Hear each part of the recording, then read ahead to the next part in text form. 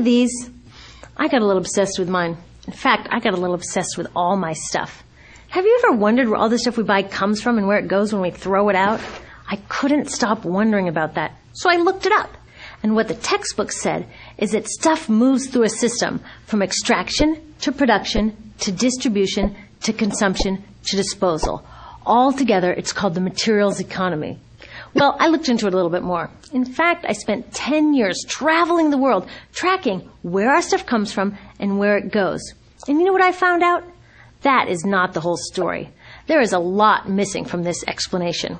For one thing, this system looks like it's fine. No problem.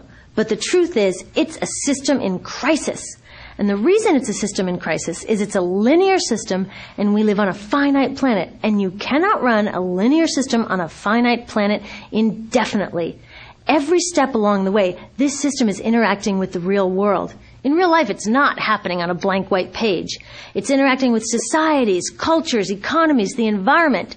And all along the way, it's bumping up against limits. Limits we don't see here because the diagram is incomplete. So let's go back through. Let's fill in some of the blanks and see what's missing. Well, one of the most important things that's missing is people. Yes, people. People live and work all along this system. And some people in this system matter a little more than others. Some have a little more say. Who are they? Well, let's start with the government. Now, my friends tell me I should use a tank to symbolize the government, and that's true in many countries and increasingly in our own. After all, more than 50% of our federal tax money is now going to the military. But I'm using a person to symbolize the government because I hold true to the vision and values the government should be of the people, by the people, for the people. It's the government's job to watch out for us, to take care of us. That's their job.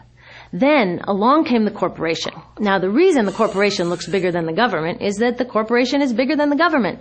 Of the 100 largest economies on Earth now, 51 are corporations. And as the corporation has grown in size and power, we've seen a little change in the government where they're a little more concerned in making sure everything's working out for those guys than for us. Okay, so let's see what else is missing from this picture. We'll start with extraction, which is a fancy word for natural resource exploitation, which is a fancy word for trashing the planet. What this looks like is we chop down the trees, we blow up mountains to get the metals inside, we use up all the water, and we wipe out the animals. So here we are running up against our first limit. We are running out of resources. We are using too much stuff. Now, I know this can be hard to hear, but it's the truth, so we've got to deal with it. In the past 3 decades alone, 1/3 of the planet's natural resource base has been consumed. Gone. We are cutting and mining and hauling and trashing the place so fast that we're undermining the planet's very ability for people to live here. Where I live, in the United States, we have less than 4% of our original forests left. 40% of the waterways have become undrinkable. And our problem is not just that we're using too much stuff, but we're using more than our share. We have 5% of the world's population, but we're using 30% of the world's resources and creating 30% of the world's waste. If everybody consumed at U.S. rates, we would need 3 to 5 planets. And you know what? We've only got 1. So my country's response to this limitation is simply to go take somebody else's. This is the third world, which some would say is another word for our stuff that somehow got on somebody else's land. So what does that look like? The same thing, trashing the place. 75% of global fisheries now are fished at or beyond capacity. 80% of the planet's original forests are gone. In the Amazon alone, we're losing 2,000 trees a minute. That is 7 football fields a minute. And what about the people who live here? Well, according to these guys, they don't own these resources, even if they've been living there for generations. They don't own the means of production, and they're not buying a lot of stuff. And in this system, if you don't own or buy a lot of stuff, you don't have value. So next, the materials move to production.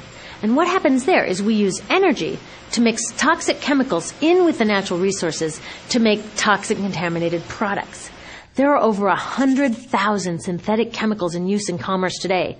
Only a handful of them have even been tested for health impacts, and none have been tested for synergistic health impacts. That means when they interact with all the other chemicals we're exposed to every day. So we don't know the full impact on health and the environment of all these toxic chemicals, but we do know one thing. Toxics in, toxics out. As long as we keep putting toxics into our industrial production systems, we're going to keep getting toxics in the stuff that we bring into our homes and workplaces and schools, and our bodies. Like BFRs, brominated flame retardants, they're a chemical that make things more fireproof, but they are super toxic. They're a neurotoxin. That means toxic to the brain. What are we even doing using a chemical like this? Yet we put it in our computers, our appliances, couches, mattresses, even some pillows. In fact, we take our pillows, we douse them in a neurotoxin, then we bring them home and put our heads on them for 8 hours a night to sleep. Now, I don't know, but it seems to me in this country with so much potential, we could think of a better way to stop our heads from catching on fire at night. Now, these toxics build up the food chain and concentrate in our bodies. Do you know what is the food at the top of the food chain with the highest level of many toxic contaminants? Human breast milk. That means that we've reached a point where the smallest members of our societies, our babies, are getting the highest lifetime dose of toxic chemicals from breastfeeding from their mothers. Is that not an incredible violation? Breastfeeding must be the most fundamental human act of nurturing. It should be sacred and safe. Now, breastfeeding is still best, and mothers should definitely keep breastfeeding, but we should protect it. They should protect it. I thought they were looking out for us. And of course, the people who bear the biggest brunt of these toxic chemicals are the factory workers, many of whom are women of reproductive age.